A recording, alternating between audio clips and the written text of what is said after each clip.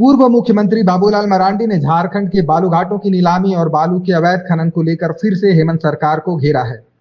बाबूलाल मरांडी ने कहा कि हेमंत सरकार ने ग्राम सभा के अधिकारों का हनन कर बालू घाट सीधे खनन माफियाओं को सौंप दिया है।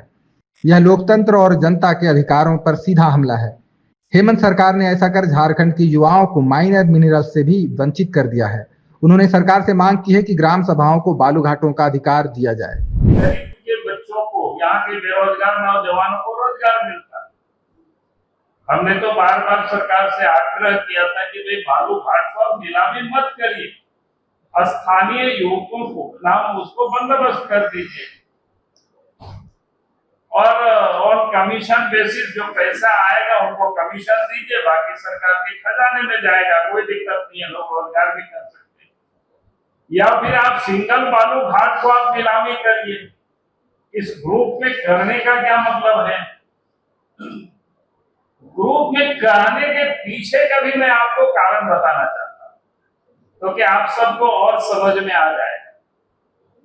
पिछले बार झारखंड में जो 500 से अधिक बालू घाट है, उसमें से 50 से करीब बालू घाट ही नीलामी हुआ, यानी जिसको कह सकते हैं लीगल जो बालू की ढुलाई होगी, और बाकी जितने भी घाट था वहां पर सब इलीगल काम ही चलता था। अब इसको इन्होंने बड़े कारीगरी से लीगलाइज करने की ये कोशिश कर रहे हैं। अब उसका कारण ये है, आपको ये समझ में, आपको मैं थोड़ा सा, जैसे गोड्डा जिला, अब 16 बालू घाट है, एक ग्रुप नीलामी के लिए ऑप्शन तो कर देगा एक ग्रुप में, जिसको सेटिंग की आवाज, क्योंकि गरीब तो कोई ले नहीं सकेगा, बेरोजगार नौजवान कोई नहीं ले सकेगा, जिसके पास उतना टर्नओवर नहीं है पैसा। फिर लेने के बाद भी जो 2 महीना के अंदर में जो पैसा जमा करना है तो वो जमा नहीं कर सकेगा 85%।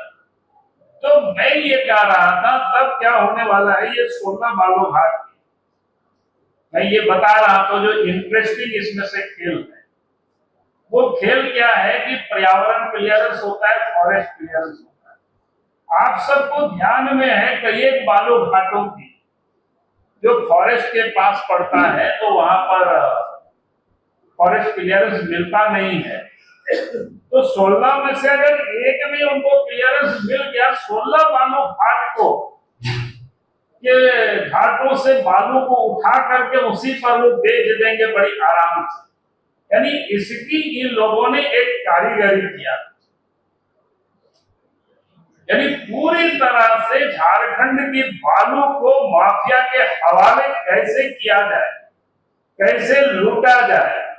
लूट तो अभी भी चल रहा है, अभी भी आप बरसात के समय, आज भी हम देखे थे, हमको लोगों ने बड़ा सुंदर पहाड़ी से वीडियो लोगों ने भेजा मोबाइल में, वो मैं देख रहा था। कल भी मैंने देखा कि कहाँ का धनबाद जिला का, वो भी किसी क्या बोलते हैं सोशल मीडिया में हमने देखा था, तो वहां कैसे कैसे माने ट्रक से पानी से लोग निकाल रहा है बालू, ये सब देखता है, वहां गाड़ी लगी हुई है किस प्रकार से। तो इलीगल काम तो अभी भी चल रहा है, लेकिन उसको अभी जो थोड़ा सा दिक्कतें होती है इधर उधर, वो दिक्कतें नहीं होगी, क्योंकि लिया तो रहेगा 16, लेकिन उनको चूंकि पता है उनको कि इन घाटों का हमें मिलने वाला नहीं है क्लियरेंस, फॉरेस्ट की ना एनवायरमेंट क्लियरेंस, लेकिन तब भी हम, क्योंकि उस ग्रुप में 16 है, 16 में से 1-2 उन्होंने लिया है, तो पूरा जो 16 के 16 नदी की बालू को लेकर के वो बेच देंगे और एक प्रकार से माफियाओं के लिए वो लीगलाइज हो जाए। तो ये एक लूट की बड़ी साजिश है। इसलिए हम सरकार से यह मांग करते हैं, भाई ये स्थानीय युवाओं का अधिकार बनता है, अर्थात ये ग्राम सभा को दे देना चाहिए, और इसमें से कोई, लेकिन परंतु इसमें से नहीं करनी चाहिए सरकार। ऐसे ही ये पंचायतों का अधिकार होता है ग्राम सभा का ही अधिकार है बालू घाट पर। इस पर जो नीलामी और माफिया के हाथों सौंपना सरकार उसको छोड़ दे। और नहीं तो मैं कहूंगा कि जिस प्रकार से जो लोग नीति बनाए हैं, तो आपने देखा कि एक सचिव तो जेल में है, और जिन लोगों ने इस प्रकार की बनाया है, तो आने वाला कल में पता चलेगा कि दूसरा जो इस प्रकार की नीति या नियम बनाने वाला सचिव भी फिर जेल चला जाए। मैं सरकार को ये सतर्क कर दे रहा हूँ और अफसरों को। खबर का मतलब बवाल न्यूज, हमारे चैनल को सब्सक्राइब जरूर करें।